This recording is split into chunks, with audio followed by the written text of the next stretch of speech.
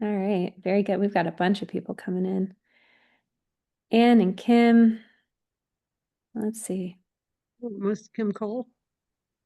Oh, hey, Bob. Cool. Hi, everybody. Welcome. Give everybody a few more minutes just to hop in here. Thanks for joining us tonight. Hi, Rose. Let's see what other names we know in there. Sandra and Stacy, Steve. It's got everybody alphabetized. That's new. Oh, yeah. Makes it easier. Cool. Oh, we got lots Oh, of folks in. Very good. All right. Well, welcome everybody. Hey, Steve. Hey, David. Gosh, I see some of my friends too. Gene. Wow. Awesome, guys. Welcome. Oh, we got Steve from Apex. Hey, Steve. Yeah. Awesome. Give everybody just another second to come in. While we get started, I'm going to go ahead and share my screen.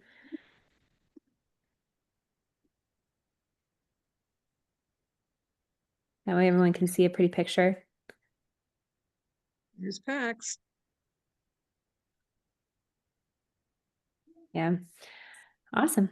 All right, everybody. Well, my name is Olivia. I'm proud to introduce Shelley Coldiron, our Executive Director at Wolf Sanctuary, and Oliver Starr, Director of Tahoe Wolf Center. We've got a live sanctuary update for you all tonight, and I'm proud to turn it over to our fearless leader at Wolf Sanctuary, Shelley. Thank you, everybody. Thanks for joining us tonight. Appreciate it. And really excited about hearing about Oliver's background and some input on some things that we have questions about. This is a wonderful picture of our manager, Pax. So we'll move on here and talk about some of our sanctuary updates. So for some of you that are new to Wolf, it's actually an acronym, W period, O period, L period, F period. And it was formed in 1995, and the acronym stands for Wolves Offered Life and Friendship. And I became the executive director in 2012. Long story about that, but that's for another time. But our mission consists of three main focuses. Sanctuary, where we provide lifelong care for up to 30 wolf dogs in a natural environment. Rescue, because we are limited to 30 animals by the county, we also have a rescue network that we administer where we work on trying to find placement, safe haven for other wolf dogs that we get contacted through our rescue questionnaire. And we help out several hundred animals each year try to find a safe place to live out their lives. And then also we have an educational component to our mission where we go out to the public, into schools and retirement homes and churches and other public events where we talk about the importance of wolves in the wild as a keystone species and why you should not own an exotic pet, in particular wolf dogs, because that's why we exist.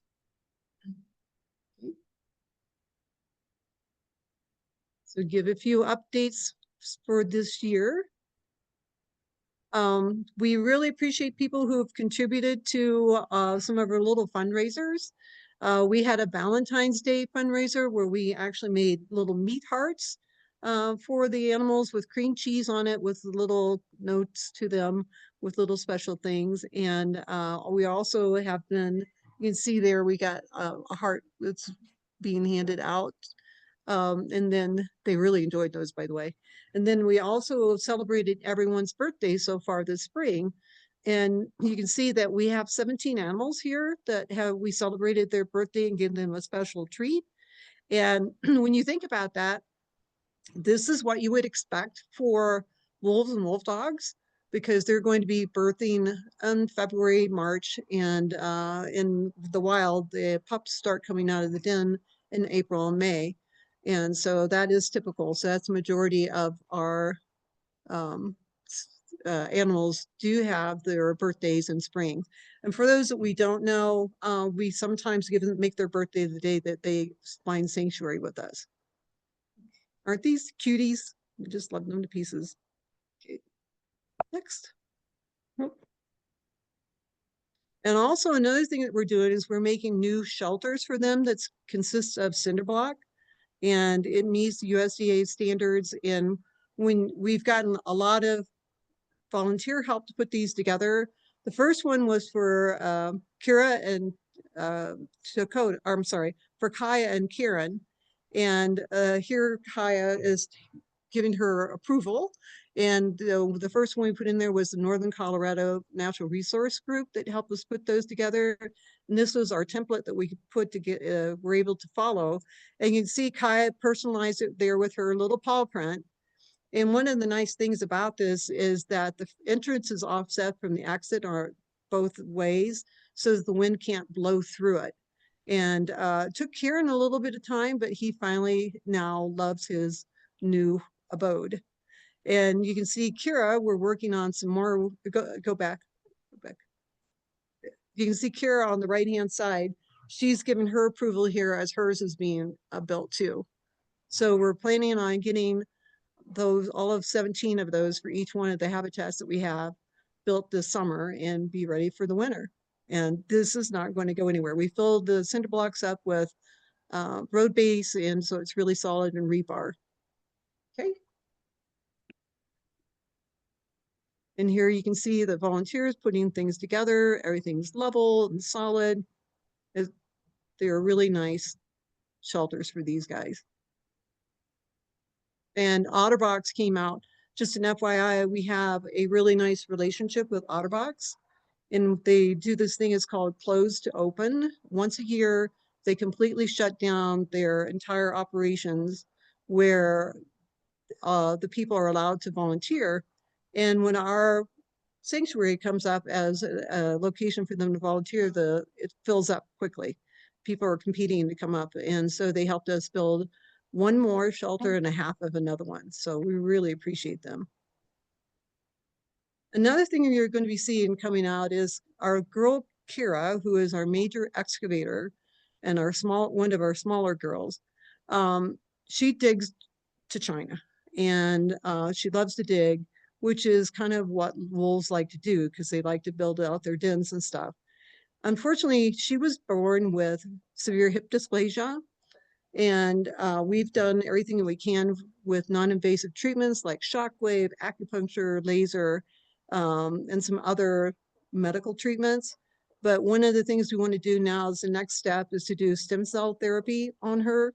We will pull her blood, extract the stem cells, and then use that for helping to cushion her joints and continue to provide the best life that we can for her. And then we will bank the stem cells for some of our other animals that will be able to use that for giving them a better life too. See, you can see her right here on one of her excavations. She's always got a smile on her face. She's always happy. She's a very, very sweet girl. We love her. So I have the great honor to introduce Oliver Starr. So we're going to hear about his experiences over the years. He founded the Tahoe Wolf Center. He's been a great advocate for wolves in the wild, non-lethal management. He's a conservationist. He's done quite a bit of work. He's following what's going on in Colorado and around the United States.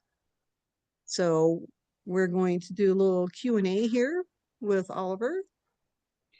Yeah, and we should mention, folks, if you have questions, drop them in the Q&A. Just type them out, and then we will do our best to answer all of them either live or follow up with you individually. So drop those questions in the chat for us. And also Oliver's got some guests with him, some of his animals, which will be joining in on his video. So welcome, Oliver. We appreciate you taking your time tonight to be on our webinar. Oh, thank you so much. It's a pleasure to join you. So tell us about you. You know, I know you've had a long time in wolf conservation, being part of it, in wolf dogs. Why don't you give us a background on your experiences with where you were and where you are today?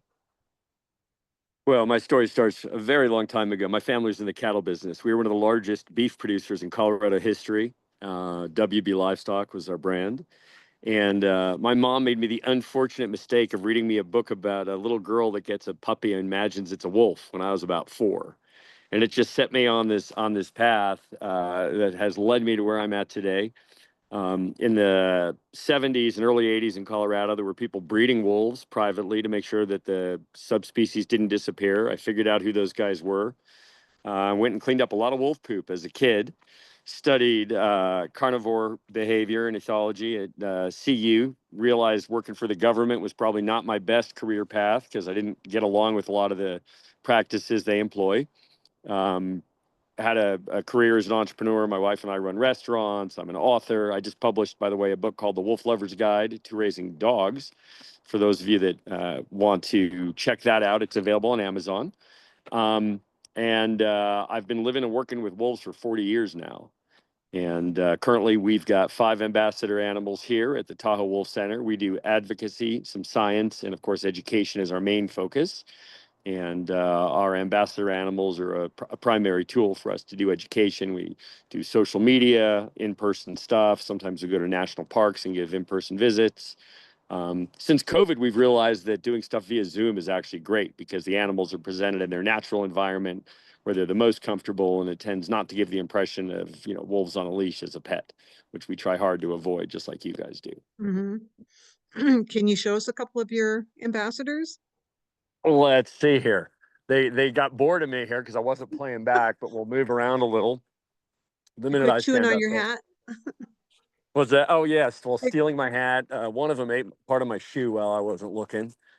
I lose a lot of clothes. Hi, Sonny. What are you doing? What I can do? Let me flip the camera around here if I can. Tool. That. Sometimes Zoom is fussy. Let's see here. That way you guys can see our habitats. We have a large natural habitat. It meets or exceeds all AZA standards. Where we live gets 700 inches of snow in some winters. So we use a very different fence system. We use ornamental iron because chain link goes down. And here we go. So this is Nunaryak. I rarely rescue animals, but we rescued Noonie last spring. He's just turned a year. He's huge. He's already 130 pounds. His name means of the land or earth. Oh, and here comes everybody. All right. Here comes, this is the dark one here is Mooney. We call her Mooney Badger, the angry weasel. Now you can see why. That's Sunny over there, the other one that is the same size as Mooney, but the light colored one. And my boy Icknick, he's 6, and he's a cool dude. He's chilling somewhere. Icknick. And he blends in. I don't know where he's at right now, but those are some of the kids. And so this is the habitat. Just for those of you that are kind of curious how we do things. You can see the excavations. They have a tunnel network under the property here. And we're very unusual in that our home is fully inside the habitat. The habitat is bisected by a cross fence.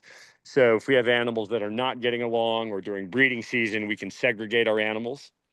They have about a 12,000 gallon swimming pool down there.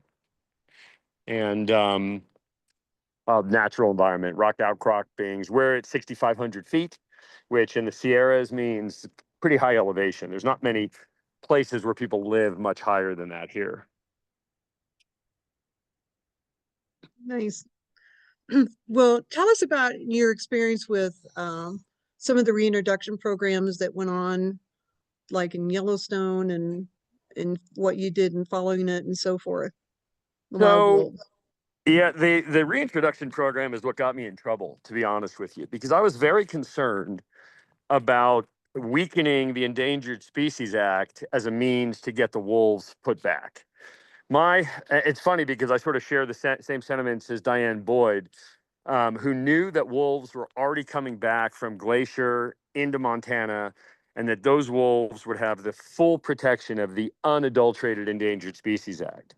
And what a lot of people don't know is that it was actually 2 Republican senators that pushed for the reintroduction because, well, on the face of it, it was no wolves, no wolves, no wolves. What they knew was that wolves were coming, and that if they didn't do something, those wolves would be essentially unmanaged under ESA. And so what they did is they pushed through a reintroduction where they leveraged sort of the conservation community's desire to see a rapid wolf recovery by inserting special language for the wolves, which is called 10J, which as some of you probably know, stands for experimental, not essential. And that granted broad management rights and very specific delisting criteria for these reintroduced wolves. And the problem was that there was no way after a year or two to discern a reintroduced population from a naturally recovering population, which meant that all wolves everywhere in Montana, Idaho, and Wyoming were 10J wolves. And I was very concerned about this because I could foresee the misuse and misapplication of this in things like premature delisting, congressional riders, heavy-handed management. And we've seen all of those things play out over the last 25 years to where we are now, which is essentially that the states are killing wolves left and right. And there's been little recourse for the conservation community because they sort of made the bed that we're lying in. Was it the 10J that allowed the western states to not fall under the Endangered Species Act?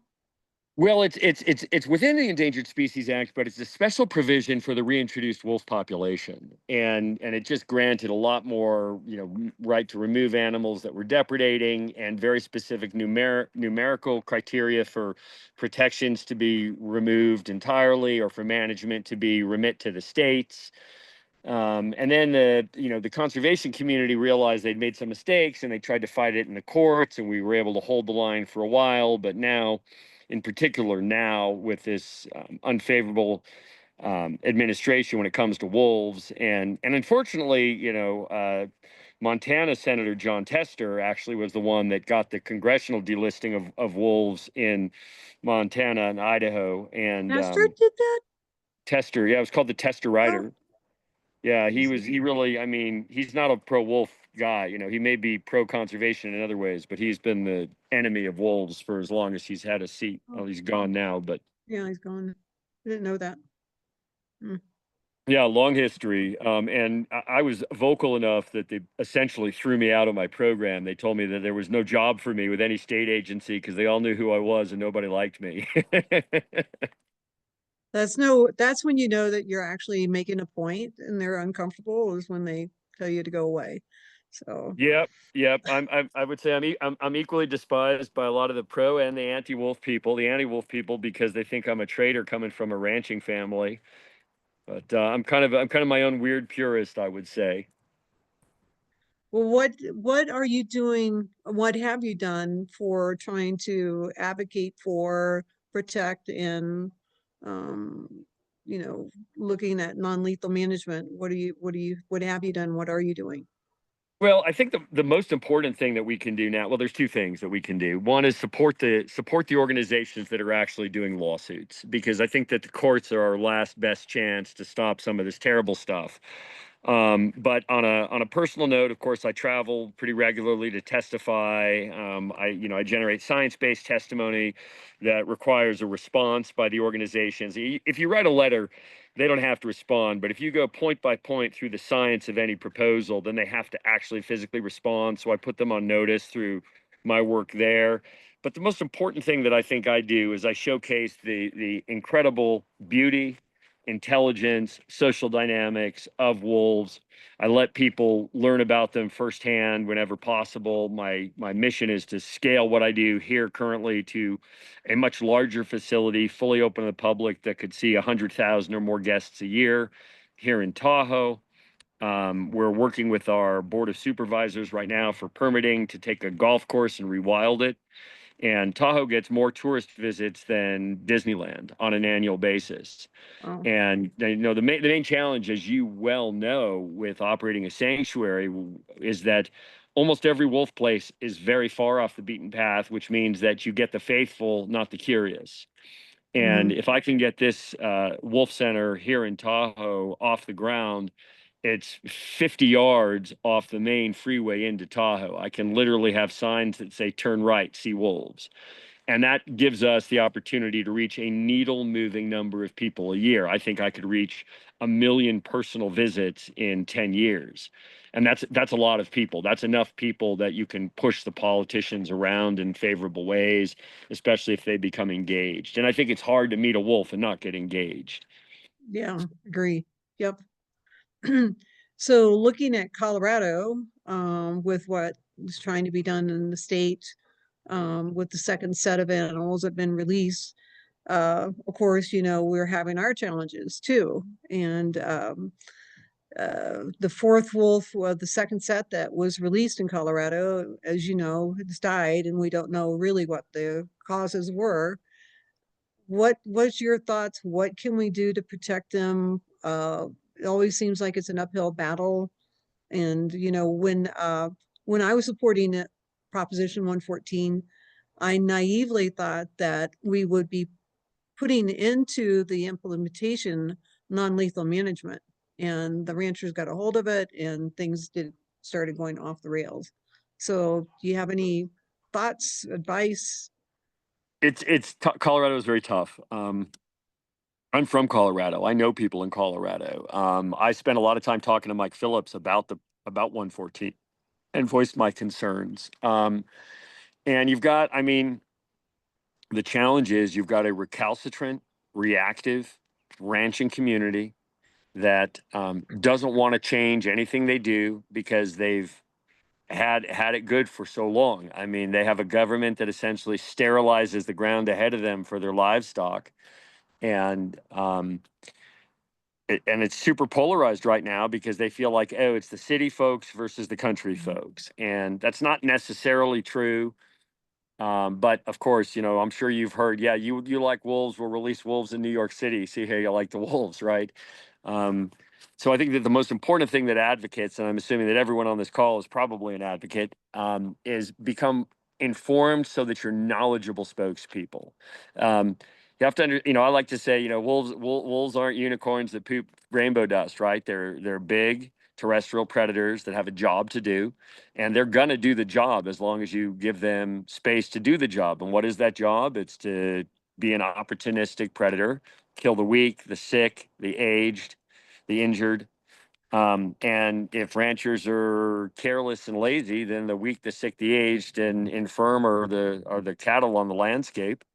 And I think we have to hold them to account for good stewardship practices of their livestock. I think that it's important that we emphasize the relatively paltry number of wolves and the minuscule percentage of livestock lost to predation from predators, particularly wolves. But you know, keep them honest. I mean, the stats are what they are. Dogs kill more cattle than wolves do.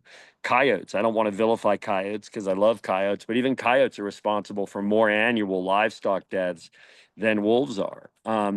And most of the time, when wolves start preying on livestock, it's because ranchers have left carcasses on the landscape, which teach wolves that beef are on the menu.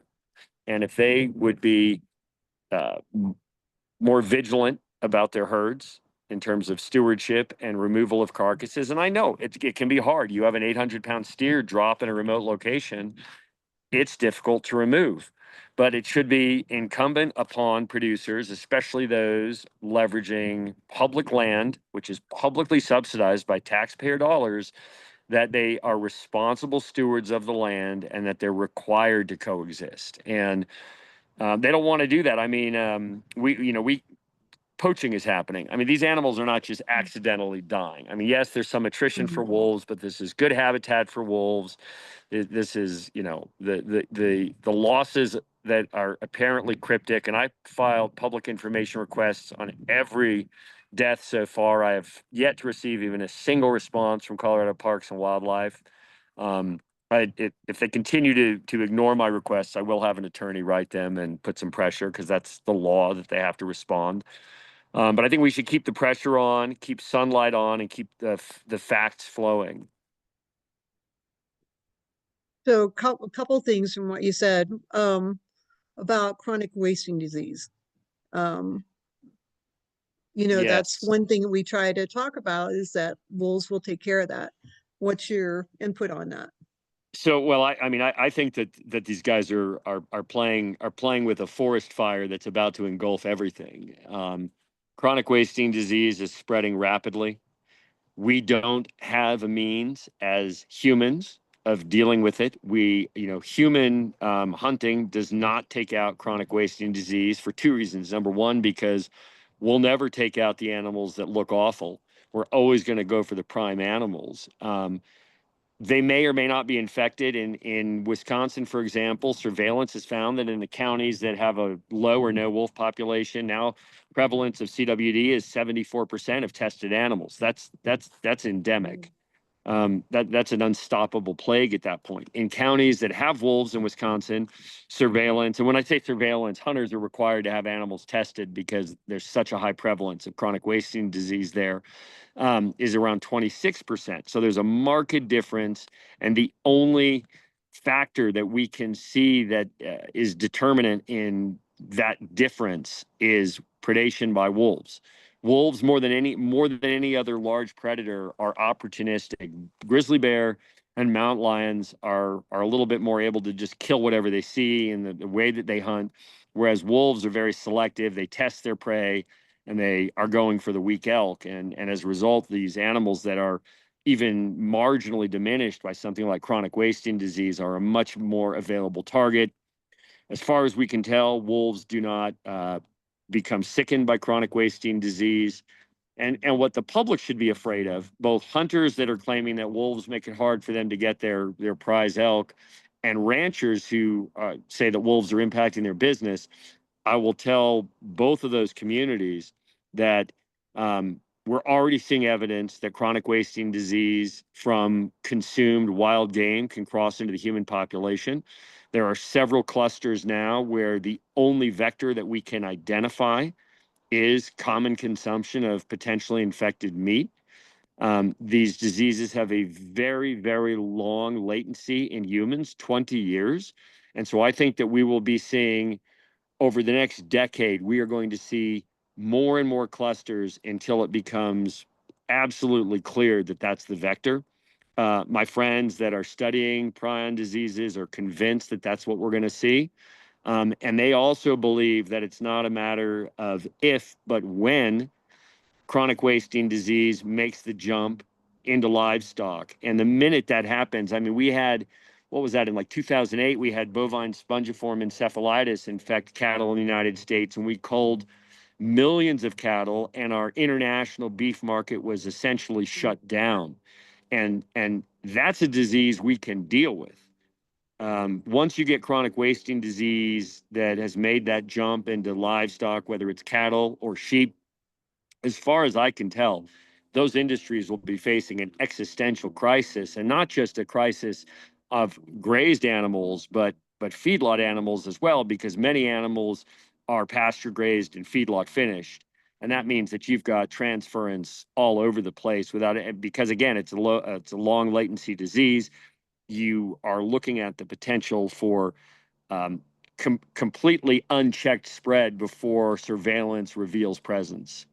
And so if I were these guys, I would want wolves to do their job to the best of their ability. I would be willing to suck it up to, do the non-lethal, the preventative, and if losses occur, take them as a cost of doing business, because the wolves are doing us a favor. I mean, it's the same, I like to say with respect to coyotes, complain about coyotes all you want, but you can have 2 coyotes in your neighborhood or 100 mice in your house, some of which carry hantavirus. So we need predators. We need predators to do what predators have done for millennia, which is maintain healthy prey populations. And it's to our detriment and ultimately great cost that we continue to, influence these populations negatively. So, I mean, talking about the prion, the chronic wasting disease, um, it's shocking to think that it won't present itself in humans for 20 years. So how is it that we see it quicker with ungulates versus humans? Do you know? I do not know. I mean, obviously, lifespan has an impact, and it could be that human lifestyle is more permissive. We eat easier, we have better medical care, obviously, than any wild animal, and so it could be that things that would be symptomatic, obviously symptomatic in humans, if we were free living wild humans, might just not be apparent. Um, but yeah, I don't know for sure. I just know that the human variant, Creutzfeldt-Jakob, takes about 20 years from the time that an individual actually contracts the prions and they start to mutate the proteins, to when but once it's symptomatic, it's fatal very fast. So for people who are wanting to try to advocate and like you've done your FOIA request, I mean, what would you advise people on what they can do?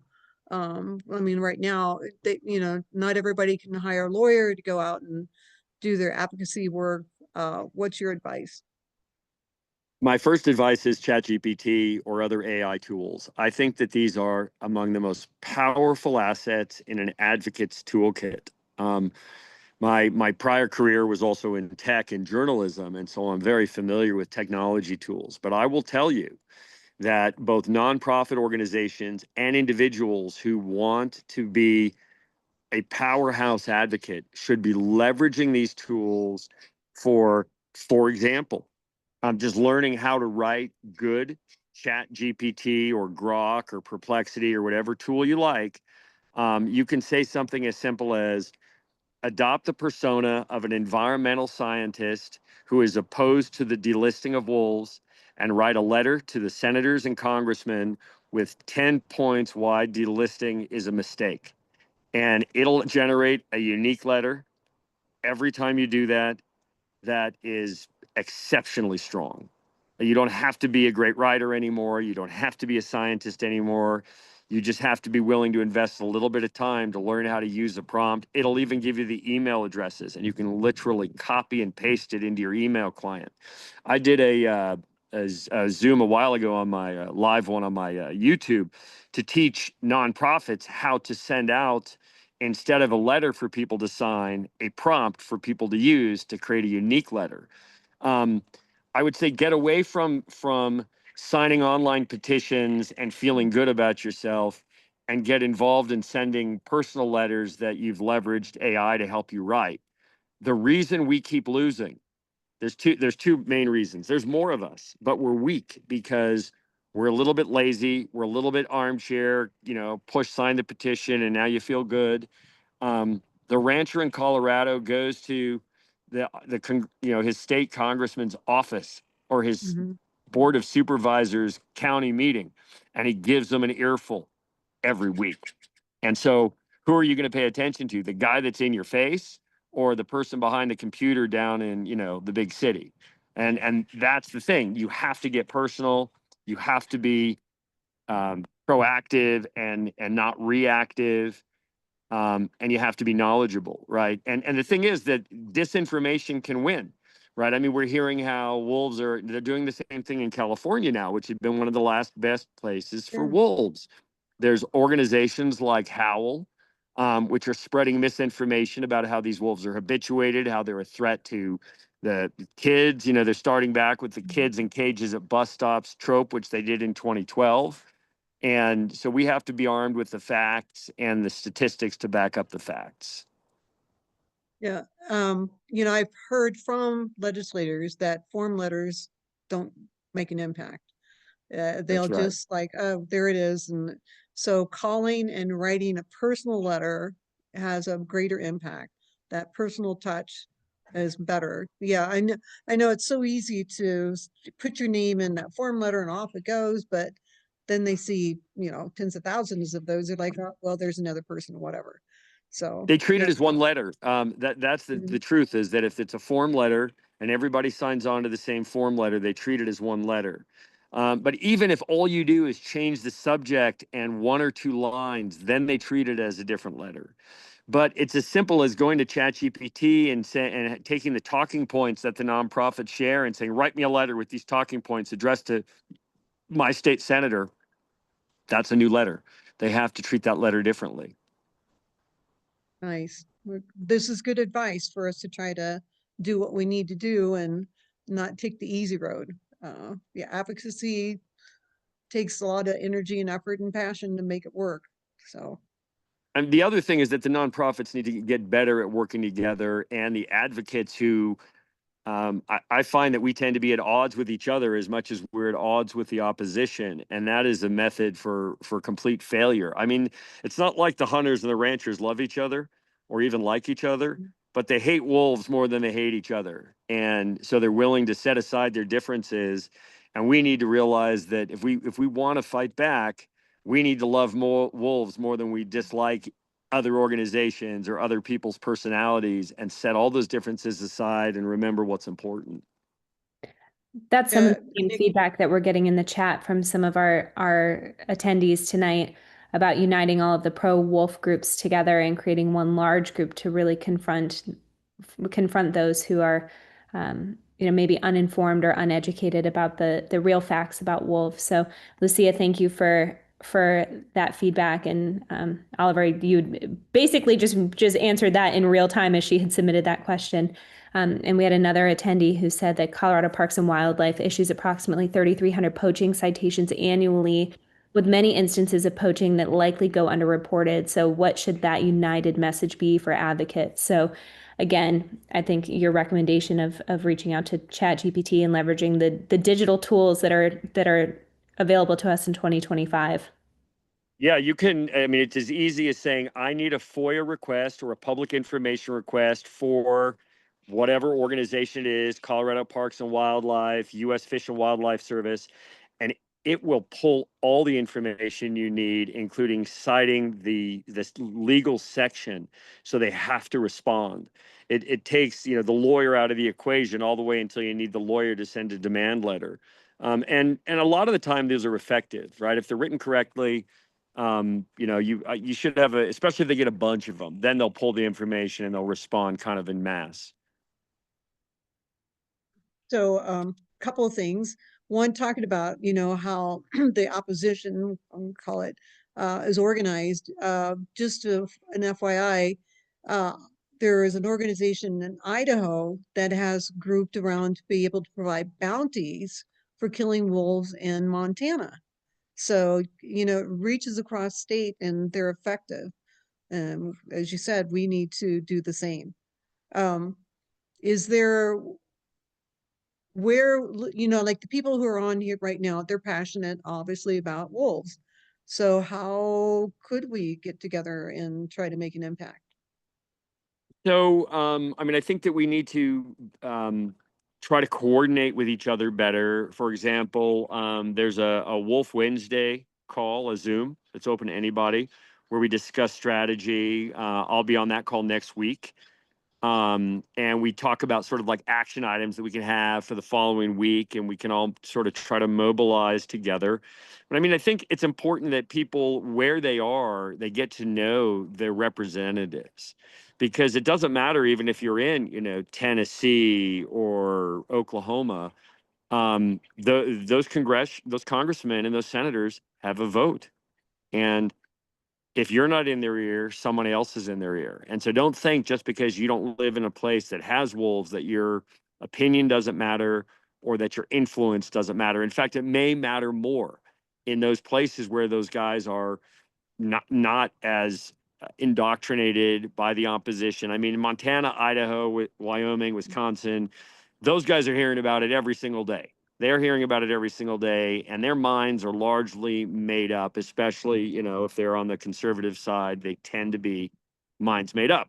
But if you are well-spoken, you are professional, you are realistic, pragmatic, right? Don't go tell them wolves are your spirit animal, even if they are. They don't want to hear it. They just want to hear the facts that these are critical components of a healthy ecosystem, that the depredations are rare, and that we need a functioning ecosystem for all of us, wolves, humans, bees, beaver, all of us. And when you start breaking the critical components of an ecosystem, things like chronic wasting disease take over, and then you're fighting an existential threat for many species, not just one. So you talk about this wolf call. Are people who are on this chat Zoom join? Yes, I'll tell you what. I will get you the link, and you can Okay. share it, and I will share it. Yes, Guardians of the Wolves is the one that's organizing that. That's another nonprofit. My friend Lori Wynn is organizing that. I know David Hand has been on it many times, who I think is on this call. There's a bunch of great advocates on this call. Gene Serrato is on this call. So there are people that know about it, but we can share that information with each other, and I think become a little more efficient at communicating with each other, Obviously follow each other on social media. You know, I'm Oliver Starr. You can find me on Facebook. I'm Oliver the Wolf Guy, kind of everywhere, YouTube, TikTok, whatever. And so, yeah, I think if we just disseminate that information broadly, we can coalesce around a couple of key meetings and then action items. Great. That'll be great. We've got a list of the people who signed up, so we'll be able to distribute that information to them.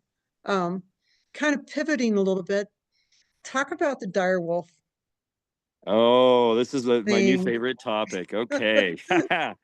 So, first of all, I call it the dire wolf publicity stunt because Mhm. there's some interesting science there. I don't want to poo-poo all of the science, but for them to say that they brought the dire wolf back from extinction is a wild exaggeration. It is very far from the truth. What they did is they identified, they don't have the full dire wolf genome. They have some idea of the genome, including certain key genes that differ from modern wolves. And so what they did is they edited approximately 14 genes in the modern wolf genome and switch them to the genes that code for traits in dire wolves. And then they took some I would say um, pretty big liberties with certain things. For example, making them white was because George R. Martin, who is the creator of Game of Thrones, liked the idea of white dire wolves, and he's an investor in Colossal Biosciences. And so they made these dire wolves white, and they made a ridiculous claim that this makes them resistant to some diseases. It's actually exactly the opposite of that. It actually makes them more at risk for certain other genetic diseases, which are on the same locus, including things like pink noses and light colored lips, which put them at risk, for example, for certain kinds of cancers like sun cancer. Yes. Yeah. Um, it's unfortunate because I don't blame the animals. They were just what's created. But to me, as a person that's been looking at, and a lot of my specialization in college before they booted me was in morphology. I was very curious about the differences between subspecies. So I spent a lot of time looking at skulls, including direwolf skulls. And these animals have an obvious genetic defect in that they have a pronounced overbite. We know proper wolf teeth meet in the front. They don't have the top teeth sticking out and the bottom jaw short. And these animals clearly have an obvious defect there, which I think is a byproduct. They claim that they tried to make the jaw and the head bigger. And I think that this is a consequence of that edit. The other thing that people don't realize is that this was not a super efficient process. I think they tried to implant 45 embryos. They had 4 animals that took and only 3 that survived. One of the pups died of, they said, an intestinal infection very early. As anybody that's worked with wolves knows, wolf puppies are tough little suckers. They're pretty tough to kill. Yeah. So these animals were probably not tremendously viable if that's the attrition rate. And I also heard from people that it was pretty hard on the surrogate. They used some kind of a hound, large breed hound, as the surrogates. And so I think there's a lot of suffering. And to me, the $2 billion that they spent to accomplish this could have bought 1 million acres of habitat and set it aside forever and saved Yeah. countless species, not just wolves, but countless species, even species that we don't know about. And so, I think it's hubris to think that we can de-extinct animals. I mean, we'll never de-extinct an animal. We don't have the ability to gestate a species that no longer exists. And that's proven by saying that if they edited 14 genes and they could barely gestate the animal in what they think is an analogous species. But the reality is that the dire wolf's genome is like 95% identical to the modern wolf, which means that we are closer to bonobos than modern wolves are to dire wolves. Wow. So and now they're talking about bringing back the woolly mammoth, and because they have a long-haired mouse. And I mean, I think they could do interesting genetic banking things, but the problem is that they're giving our uneducated representatives this sense of, oh, it doesn't matter if something goes extinct because we can bring it back. And it's a lot cheaper and a lot more certain to keep a species alive than it is to let it go extinct and hope because you have a genetic sample, you can recover it. Mm-hmm. No, thank you for that. Yeah, I think a lot of people don't understand that that's not what happened. We Yeah. don't have a dire wolf. So, Yeah. No, it's complicated science. And the problem is that the press is great at taking sound bites from a company that's mhm. got a good press writer, you know? Yep, yep, exactly. Um, so Olivia, there's some questions there for Oliver. Yeah, we've answered most of them. We have a couple more coming in. One from Nanette for you, Oliver. Are you helping to testify in Northern California counties with wolf management? I'm going to pronounce this county wrong. It's Siskiou, where there are new Siskiyou. Siskiyou. I was hoping that someone was going to help me with that. Where there are new wolf packs. That's from Nanette in Santa Clara County in Coyote Valley. So where there are opportunities to travel and speak, I take those. I try hard to get invited to events that even might be counter wolf. I am not afraid of the opposition. I've faced down the worst of them around the world and around the country, talking to people that have differing viewpoints. And luckily for me, I have a lot of first person experience, and that helps a lot. You know, they can't tell me, you don't know anything about wolves. I spent more of my life with them than most people have, for sure. So the Northern California, where the wolf packs are recovering, these people are making a very big deal about a relatively small number of wolves. California still doesn't have 100 wolves, and California is a massive state. So we're talking about widely distributed wolves. They are concentrated in the northernmost part of the state mostly, and the reason is there, and it's important people know this. Wolves were not reintroduced into California. The wolves in California are a consequence of the wolves that were reintroduced into Idaho and Yellowstone almost 30 years ago. And that recovery has allowed wolves to spread into Washington State, Oregon, and eventually 2010 was the first year we had a wolf set foot in California, to our knowledge. And so from 2010, when the first wolf set foot in California, OR7, to present day, that population has slowly grown to about 85 wolves. Interesting. Any other questions, Olivia? I think that's it. We'll give everyone just maybe a minute or two to pop some in. We covered a lot of ground tonight. Yeah. Yeah, I'm here to answer questions for sure if people are curious. And if you want to ask questions about animal husbandry or stuff like that, I'm happy to answer those questions too. And of course, Dr. Shelley and Olivia can answer those too from their perspective at Wolf. Well, I learned some things from you tonight, I did Oliver. too. Yeah, so this is great. I love it. We had a few people share some additional resources with us.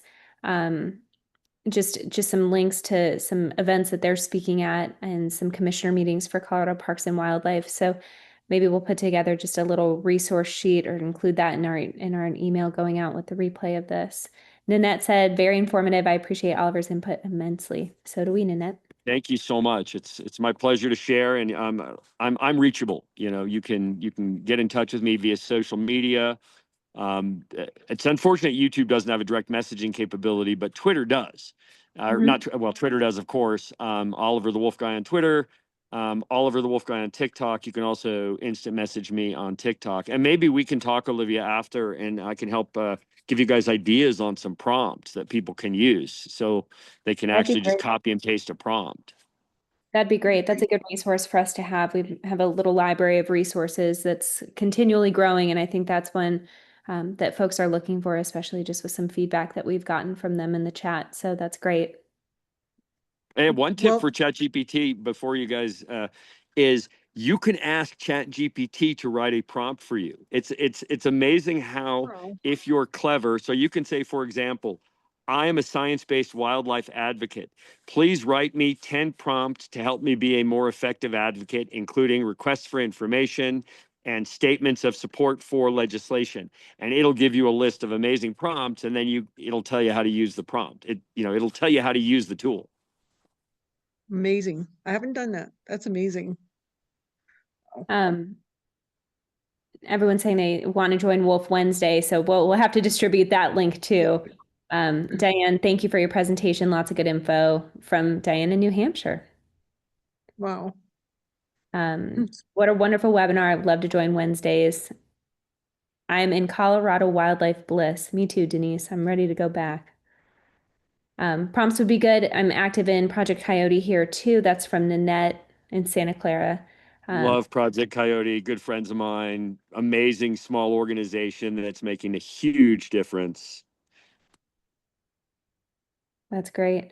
Valerie was sharing some information about Colorado Parks and Wildlife Commission meetings. To speak virtually, you have to sign up by noon on Friday, the week before the meeting. They give you a few minutes to speak. So that's good information for us to have too. Thank you for sharing that, Valerie. Like I said, we'll work on getting some of this compiled. We've got a lot of folks who love wolves, obviously, in our network, and this is good information for them to have. And like Oliver said, it gets you off more of the armchair and a little more active in a way that's really meaningful. So that's great. Be fearless, be bold, be polite and professional, and have your facts, right? The Yep. more professional and fact driven you are, the more effective you become. That's great. Yep. Yeah, the Montana Wildlife Commission got to know me, and they're like, "Oh God, it's Shelley again."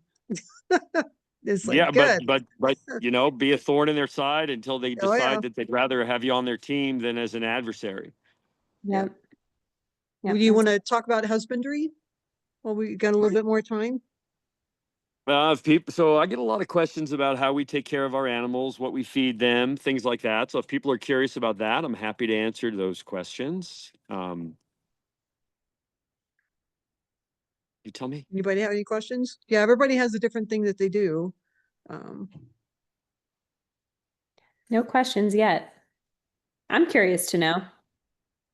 So for us at least, we follow. It's funny because now you hear about this like on pet food forums, a prey model diet. I actually coined that phrase about 30 years ago because my favorite obviously is feeding roadkill. I'm sure you guys as well. When you get those phone calls of there's a downed deer, there's a downed elk, you're out there like there's $1,000 floating in the breeze. It's by far the healthiest thing that you can feed. We know this now from actual research that animals fed whole carcass have the healthiest gut biome and tend to have just the best general health. But of course, that's not necessarily always available. And so what I did is I used the USDA databases to understand the macronutrient composition of elk, which is the primary food source for wolves. And I make frozen logs that are based on that ratio of organ, lean tissue, and bone. And then we roll logs that we freeze. We have a deep freeze filled with logs. I live stream that process a couple of times a year. We make 400 pounds of food at a time, and people like to sign on to YouTube and watch us do the process.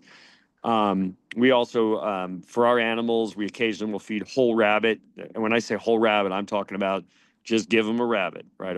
We have local farmers that farm rabbits, and so we'll buy rabbits from them. Every once in a while, they'll slaughter a goat. We'll give them a whole goat carcass. A little bit of fish, although we're very careful, particularly with salmon. It has to be frozen at -10 for at least 3 weeks because salmon can have flukes that can cause neurotoxicity in canids. We let our animals graze on grass a little bit because that's important for them.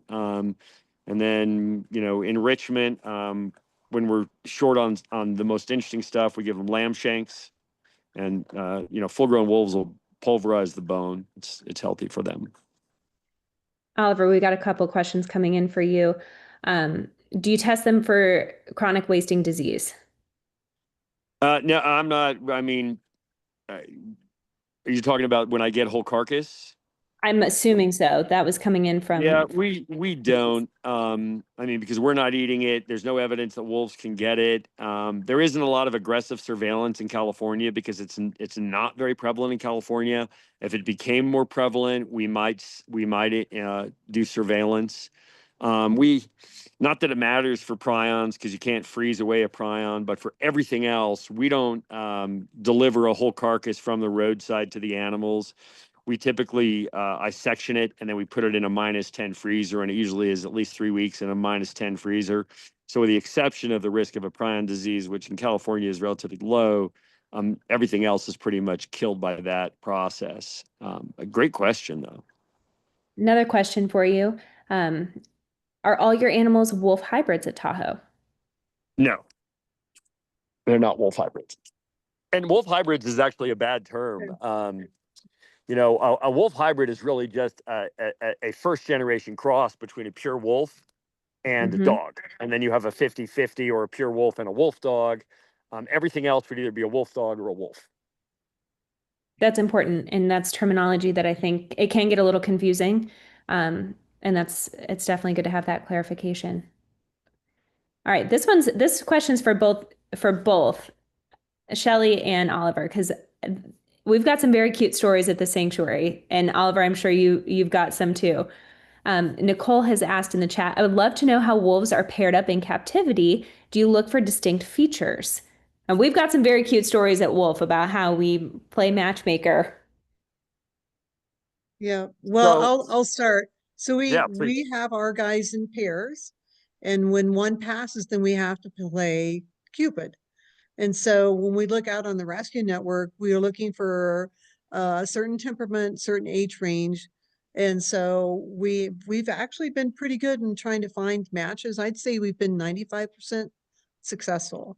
So yeah, you get to play Cupid, and some of them that we've brought in, they'll start playing right away, and they form a really strong bond so quickly. It's amazing. So I'm glad that we were that successful. So how So about you, for us, Oliver? it's a little more complex. So we have really tried to have a true wolf family dynamic. And so right now I have 4 intact animals that are together pretty much all the time, except for during the one part of the year that's active breeding season when the boys and the girls have to be separated. And they have chosen essentially their own favorites. Mooney here, Mooney. The dark one who's now ignoring me here. This is Mooney. Mooney, here she goes. Oh, she's such a spicy one. So Mooney is very clearly Icknick's girl. She is super possessive of Icknick, my big male. They kind of look alike, and they just chose each other right away. Like from the moment I brought Mooney, so Icknick is older, he's 6, Mooney is 2. From the moment I brought Mooney home, Icknick clearly had a preference for her, which I felt a little sorry for Sonny, because Sonny sort of felt like the third wheel sometimes, I think. Their real names are, so we use Inuktitut names. We have a naming convention. Mooney's real name is Takik, which means moon in Inuktitut. And Sonny's name is Sikanik, which is sun. Icknick means meteor or fireball. And Nooney is Nunaryak, which means earth or of the land. And here, let me flip the camera so you can actually see. Here's Nooney. He's not dominant of Sonny at all, but he's standing over her right now because she doesn't care. But those two match, and they're a pair for sure. If we had to separate animals into breeding pairs, that would be the separation. But we're hopeful that these 4 animals, other than breeding season, will be collegial with each other long term. It would be an amazing success to have the 4 intact animals together long term. Our oldest female, who's a pure Arctic, is 14. And this winter, we separated her because they were starting to test her a little bit. And because she's old, I was afraid they might hurt her. And so we separated her. The boys can be with her anytime, but the 2 girls are a little rough. And so the boys kind of alternate between my old lady and their girlfriends. And then we have an Alaskan Malamute, and Mooney wants to kill my Malamute. So the Malamute has to be kept separate all the time. Hi, Mooney. Yeah. Hey, Sue, while you have Noonie, maybe go over the physical characteristics of a wolf, because you can see that clearly with So them. let's see here. This will be fun. So they have a very narrow chest compared to a dog. Don't eat my phone here. You can see how narrow his chest is, right? Like just my fist barely fits. It's a very keel chest, very big feet. Claws are uniform color and black. You can see, except for animals that have an Arctic genotype, can have a taupe or sort of a kind of a semi-clear colored claw. They have wedge-shaped heads without a stop. Let me show you what a stop is here. Mooney is just such a spicy one. Oh, Mooney. So in dogs, there's a clear delineation between the slope of the nose and the slope of the forehead. It's called a stop. And in wolves, they don't really have a stop, so their head is more like a wedge. And so you can see here on Noonie how flat his head is, just so flat. His face is so flat. See, it's flat. Their ears are small and fully furred. Like you hardly can see the pink inside their ear. They're very fuzzy. They have an obvious double coat without any kind of a patterning on the coat. Like there's no, we call it piebalding, which is where they might have like spots or anything. All their colors are modeled. It's natural camouflage. We call that agouti. Big heads relative to the body, long legs relative to the body. The tail never curls over the back like a dog. Eyes tend to be almond shaped and have black eyeliner, like Noonie here. He just has the most remarkable like colored almond eyes. Big teeth relative to dogs. Let's see, Mooney. Noonie, can I see your teeth? Oh, look at those nice teeth. Eye color? Eye color is typically light in most wolves, although the Arctic wolves, especially the Ellesmere Arctic wolves, actually have darker colored, coffee colored eyes. So they can vary a lot. And actually, Noonie is really interesting because he actually has the very slight, and so there's genetic drift in wolves. Noonie's from Canada, but he has the very slightest bit of heterochromia, which means different colored eyes. So one of his eyes is a little darker than the other. Like it's so subtle that it took me a long time to decide I could really see it, because usually the sun's on one side and you can't tell, but his as I'm facing him now, the eye on the right side here is a tiny darker than the left, or tiny lighter, sorry, than the left. Then I think a lot of people don't understand about breeding season. He is so cute. So He really is cute. He's got a delightful personality. I always say, I hope you stay nice, because he's so big. He's going to be 160 pounds by the time he's fully wow. grown, which is, he comes from a region with big wolves. The wolves in that part of Canada prey principally on bison, and so as a family characteristic, they have to be big animals. So I always say, and with wolves, you don't really know what the personality is going to be until they're 3 or 4 years old. They take a long time to grow into their personality. And you can get an animal that isn't very nice if you're unlucky, which is one of the reasons why they make such. And even wolf dogs that have a lot of wolf they can be terrible domestic companions, because you can end up with an animal that's very difficult some of the year, all of the year, and could live to be 20 years old, and that could be a real struggle for somebody. People Yeah. don't they don't want that lifestyle. When I got Mooney was the sweetest thing. She was so nice. And now she's only nice to me. Oliver, couple questions coming in. How old are your wolves? So Mooney and Sunny are both, they just turned 2 in April, 22nd and 25th. Noonie, we don't know his exact birthday because we rescued him, but we assume it's around the same date. So he's a year old. Icknick just turned 6. Also, as you mentioned, wolves are all born in the spring. It's the only way they can survive their first winter is to have time to get big. And then Akutak just turned 14. So those are our ages. And then we have the Malamute is 2 years old, or a year old also. And of course, everybody's blowing their coats right now. Yeah, wolves in care like that, they can live well into their late teens with proper care, versus when the wild, they don't live as long by Yep. far. The oldest I know of was 22 at the Southwestern Wildlife Center, and that was a 22-year-old Arctic. Yeah, we had one guy named Makwa that we said that he was 20 when he passed. So Yeah. Yeah. yep. Our girl Cree is getting up there too. Abby and I, we have a great photographer. She and I were out at the sanctuary this weekend, and we were saying we need to submit Cree for maybe longest living wolf dog. We got to look that up. Yeah, no, that's It- 20. it- Getting up to 20 is very old.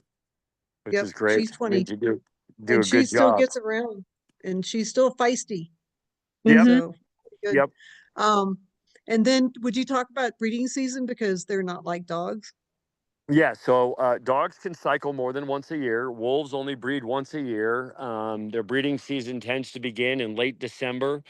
Most animals breed in like late January to late February, and pups are always born in the spring. So, if somebody tells you they've got a wolf and its birthday is in October, they definitely don't have a wolf. Yeah. And that's All why you're seeing like all the birthdays at Wolf Sanctuary, they're all the same time. Same for us. We have a lot of birthdays in a row. It's expensive since everybody gets a roast on their birthday, and they all get a roast on everyone's birthday because we don't just give one animal a roast. Right. So Yeah, you can't do right, that. Sonny? Yep. Speaking of some stuff that they like to eat, we have another question from Diane. Do your wolves eat any fruit? I saw wolves in Massachusetts at a small wolf sanctuary devouring some. So you said that they'll eat grass and they'll graze a little bit. Now, do they eat any fruit? So, yes, it really depends. I've had wolves that have eaten plums off the ground. Noonie likes mango sometimes. And I've had a Kutak, my Arctic girl, actually climbing into blackberry bushes and picking out the right blackberries. So for sure when a mood strikes, they'll eat a bunch of fruit. During certain times of the year, we'll add a little bit of blueberry or Mhm. blackberry to their frozen logs just to give them those antioxidants. It's not a huge part of their diet, but it's definitely something that, and I think wild wolves, as they get hungry, they'll supplement their diet. And here Yeah. comes Icknack. Diane said that she saw the wolf that she saw was eating a piece of watermelon. Yeah, oh yeah, they like watermelon, like frozen watermelon. Mhm. Yep, sweet fruit they enjoy. And now I'm on the bottom of the pile here. Oh All right. boy. Then they start competing for me and growling at each other Oh while I'm yeah. underneath them. All right, get down. That's a fun view. Oh, tilt, there goes the hat.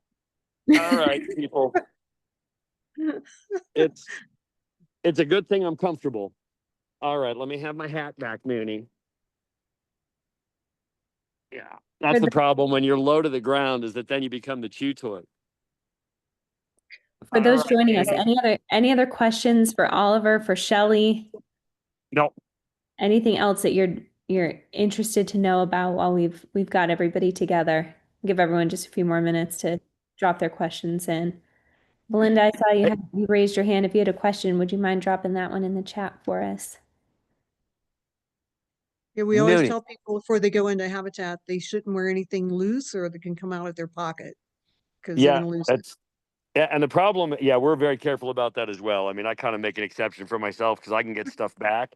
But the problem is that, they want to have the opportunity to be chased. And Hmm. so if you give them something and then chase them, they're getting rewarded for stealing, which of course means they'll do it more.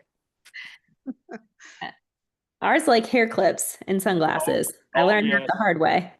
Oh yes, my wife loses hair clips all the time. She has long hair. Yeah. Now I'm wondering what fell out of my pocket because they're contesting something over here. Uh-oh. Uh-oh. Let's see. What did Sonny get? Sonny, what did you get? I see something there. Oh, that's a toy. Uh, Yeah. They get little toys. People bring gifts. Oh, what is it? Oh, what is that? Oh, it's tape. Okay. You never know. Because our home is in the habitat and the animals occasionally come in the house, stuff goes missing and we don't realize it till I'm cleaning up the habitat. I walk my fence line twice a day and I clean up everything and I'll be like, oh, that's where the remote control was. You've got a couple prime suspects. Yes, indeed. They are thieving. All right, couple more questions. What temperature are your animals the happiest at? Typically, the colder the better. They really love snow. This time of year, they start spending a lot more time snoozing during the day. And but in the winter, they're a lot more active. Like we use. So one of the things I'm really fond of, and I've worked with the company a little bit to improve their product and their tech, but I'm not paid by them to use the product. Are these? Come here, Noonie. Come here. I love these Phi. trackers. I Mm-hmm. love them. And I love them for two reasons. I love them because they provide a lot of activity and sleep data, which gives us the ability to say, if something changed, right? And so I get, annual like gross data to sort of say, I know they're more active in the winter. I have the data to prove it. But also if like somebody suddenly starts to be really inactive, I can say, oh, maybe there's something wrong. And then the other thing, of course, is because we have cameras everywhere in our habitat, but I can't see every inch of it. And at night, it may be hard to find an animal on a camera, and it's got very good geofencing capability. And so I can just look at the app on my phone and be like, everybody's where they're supposed to be. I can go back to sleep. That's great. And so I really like that product. I highly recommend it. I take my animals out a lot. Almost every day I go out with one or more animals. And I've even done multi-day missions with some of my animals, and having the ability to know where they are when you're in a higher risk situation is super valuable. Oliver, can you share the name of that tracker one more time? Yep, it's Fi, F-I, and I think it's like tryfi.com or at Fi_dogs on social media. But if you just type in Fi dog tracker, F-I, like Fido. Very cool. Yeah, we had someone ask for the name of that. I think that's a very cool thing. I need to put one on my dog because he likes to get under fences. Yep, it's really valuable. It provides you real-time data. If they escape, there's a light on it you can turn on. Cool. It just buys me peace of mind. Yeah, absolutely. Melinda had a nice point of feedback for us. It'd be nice to do a Zoom training on how to use AI to create those letters. Maybe that's something we explore for an I upcoming webinar. I think that'd be I really would helpful. I would be happy to do that. I can do that from my computer and share my screen with you guys, and we can stream that. And yeah, I can show you exactly how to generate those prompts and what the outputs look like. Cool. That'd Be be great. great. Good idea. Yeah, that was a very Yeah, good we idea. yeah, Cool. we could set that up with you, Oliver, and invite Apex and you guys to share to try to get a group together to learn how to be a good writer through Chat Yeah, GPT. Or yeah. cool. That would be great because that allows us to really scale our impact and have a Mhm. much more significant capability to address these concerns in a very professional way without having to be a writer or take hours to do it. That's great. Great idea. All right, folks, last call for questions. I'm going to go ahead and share my screen one more time, just a few more things. So as always, I think we really hit this home tonight. We need your help along with Oliver's group and every other group doing good work. So Shelley, go ahead, take it away. Yeah, just an FYI, we also have Apex represented here. Thanks to Steve and Paula, we've gotten some of our animals from them, helping on being able to get them to us, such as Castiel and others. So please follow us on our social media, Facebook, Twitter, Instagram, LinkedIn, YouTube, and also share about word of mouth. We As a wolf dog sanctuary, we do not get any government grants, so we depend on the support through individual donations. So please share. We're always looking for people to volunteer, and work groups like what we showed you about those shelters that we're building are very important. We need them to help us with the larger projects. We have our store, which we got where you can actually kind of customize what you would like to have. It's really good because instead of us carrying the inventory, you go in, you select a color, the merchandise you want, and it's really cool. And you can actually get OtterBox phone cases with our animals' pictures on it. Well, that's really And cool. it was, yeah, it is cool. And we also have some other co-branding things with OtterBox too, with tumblers and stuff like that. So, we're not a wildlife, we are not a shelter. And so, as a wolf dog sanctuary, we kind of fall into this chasm where people don't even know about this problem existing. So, we try as best we can to educate people and to be able to get them more aware of us, Wolf Sanctuary, and other sanctuaries across the United States. Okay.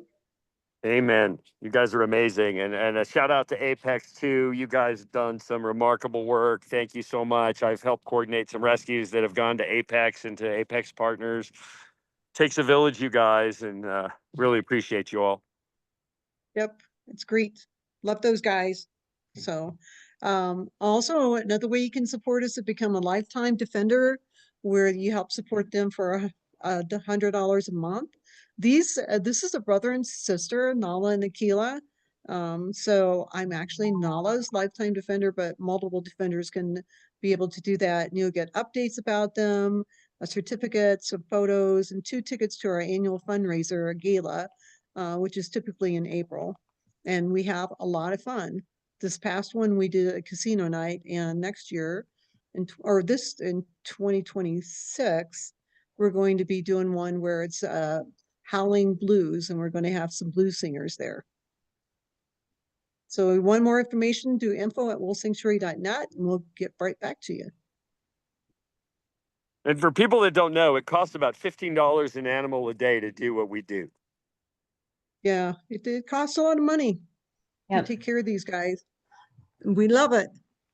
Oliver, You know, I have to say that being with them is something you cannot describe. And it's something that you have to experience because it's so unique. They're just so uplifting. They make your heart warm and lift your spirit. I haven't got tired of it, and you know, I fell in love with these guys when I was 4. I'm 57. It's the only thing that's never bored me once.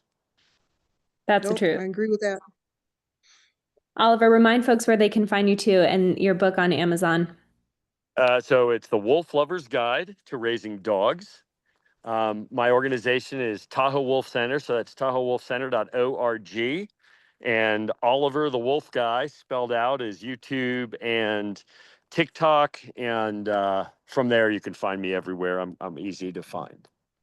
That's great. Yeah, I have to tell one little story. We had this one girl, her name was Chuyan, and she was 150 pounds. And she decided to give me a head scent rub. So she had put her paws on my shoulder and my head was underneath her head. And I was giggling. And when people see that picture, they're like, what kid is that? I said, no, that's me. And I was laughing my butt off because she's giving me that very vigorous scent rub. And I was trying to keep my feet on the ground without falling over. So it's special. Any rate. I got a lot of Thank love. you, everybody. Yeah, gets lots of love that way. Thank you, everybody, for joining us tonight. I love the idea of us getting together next time on learning how to use ChatGPT. Oliver can take us through a lesson so that we become better advocates for trying to help save these animals in nature. And, you know, please let us know. You can always find out your local representative. As we said, the best thing you can do is to have an individualized correspondence with them, whether it's by phone, in person, or through a personalized letter. That has a bigger impact. Totally does. And thank you guys for coming and joining us and learning and sharing and asking amazing questions. And we'll see you soon. I'll get you guys a link to Wolf Wednesdays. That's Perfect. great. Thank you. We'll share it. All right. Awesome. Thanks, everybody. Good night. Thanks, Great everyone. evening. Have a good night. Bye Thank now. you. Pals. Bye.